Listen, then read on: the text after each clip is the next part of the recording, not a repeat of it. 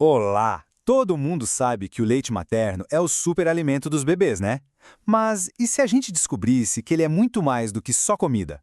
A ciência está mostrando uma coisa incrível, que o leite materno é, na verdade, uma substância viva, inteligente e com uma missão muito especial: ajudar a construir o cérebro do bebê. E é essa a grande pergunta que a gente vai investigar hoje. Será que o primeiro alimento da vida não serve só para nutrir, mas também para ser o principal arquiteto do cérebro? Pois é, vamos mergulhar fundo e descobrir como isso acontece. Para entender como o leite materno consegue construir um cérebro, primeiro a gente precisa dar uma espiada nos seus superpoderes, que muitas vezes ficam escondidos. Vamos lá! Olha que interessante. O leite materno não é uma fórmula fixa, igual todo dia. Pensa nele como um chefe de cozinha particular do bebê, que cria o cardápio perfeito para cada fase, desde o colostro, que é super rico em defesas nos primeiros dias, até o leite mais maduro, que sustenta o crescimento. Ele está sempre se adaptando, mudando para entregar exatamente o que o bebê precisa naquele momento. E quando a gente olha o que tem dentro do leite materno, uau, é muito mais que uma refeição. Tem carboidratos para dar energia, proteínas para o crescimento, gorduras super importantes para o cérebro, como o DHA e o ARA. E não para por aí, tem também um verdadeiro exército que ajuda o sistema imunológico a ficar forte. Mas presta muita atenção nesse último item da lista, os HMOs. Guarda bem essa sigla, porque ela é a grande estrela da nossa história. Certo, agora que já conhecemos os ingredientes, vamos ver a obra. Na segunda parte da nossa exploração, a gente vai descobrir como o leite materno atua como um verdadeiro arquiteto, construindo um ecossistema saudável e forte lá dentro do intestino do bebê. Imagine o intestino de um recém-nascido como se fosse um jardim vazio, sabe? No nascimento, ele está praticamente estéril. Mas aí, nos primeiros 6 meses, o leite materno entra em cena como um mestre jardineiro, plantando as sementes certas. Bactérias do bem, como as bifidobactérias, começam a florescer e tomar conta de tudo. Mais para frente, com a chegada dos alimentos sólidos, esse jardim fica ainda mais diverso e cheio de vida. Lembra dos HMOs, aquele ingrediente especial que eu pedi para a gente guardar? Então, aqui está a parte mais fascinante. Eles são o terceiro ingrediente mais comum no leite materno, só que o bebê não consegue digerir. Ué, mas por que eles estão lá então? A resposta é genial. Eles não são para o bebê. Eles são o banquete perfeito para as bactérias boas que moram no intestino do bebê. E aqui está o pulo do gato. Os HMOs não são qualquer comida, eles são um alimento VIP. Eles alimentam de forma seletiva os mocinhos da história, como a tal da Bifidobacterium, ajudando essa turma do bem a crescer forte e a dominar o ambiente. Com isso, eles criam um intestino tão saudável que, naturalmente, não sobra muito espaço para as bactérias ruins. E não pense que acabou, o leite materno vem com uma equipe de construção completa. A lactoferrina age como segurança da festa, impedindo a entrada de bactérias ruins. Os nucleotídeos são os engenheiros, fortalecendo as paredes do intestino.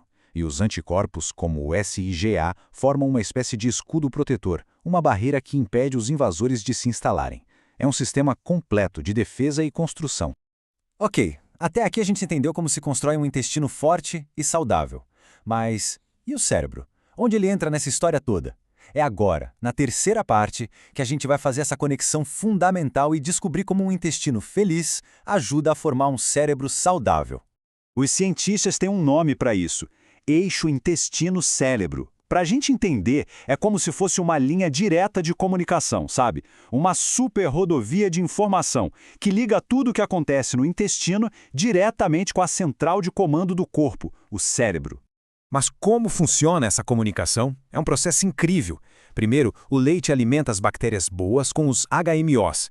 Em agradecimento, essas bactérias produzem substâncias super benéficas, que funcionam como mensageiros. Esses mensageiros caem na corrente sanguínea e viajam até o cérebro, onde eles dão todo o suporte para o desenvolvimento dos neurônios, ajudando a melhorar funções como aprendizado e memória. Essa imagem aqui ajuda a gente a enxergar a história completa. Começando lá em cima à esquerda, a gente vê os componentes do leite, como os HMOs, alimentando as bactérias do bem no intestino. Daí, essas bactérias produzem compostos que, por sua vez, viajam até o cérebro, influenciando diretamente o desenvolvimento dele. É um ciclo perfeito e lindamente conectado. E isso é tão sério que, olha só o que essa citação da pesquisa diz. Basicamente, o que acontece no intestino nos primeiros meses de vida não fica só lá. Qualquer perturbação nesse ecossistema tão delicado pode ter efeitos lá na frente no desenvolvimento do cérebro, podendo afetar a cognição e até o jeito como as emoções são controladas no futuro. Tudo isso nos leva à nossa última parte. Para onde essa ciência toda está caminhando? Vamos dar uma olhada no que o futuro reserva para o nosso entendimento dessa conexão fantástica entre intestino e cérebro. O futuro dessa área de pesquisa? Bom, parece coisa de ficção científica.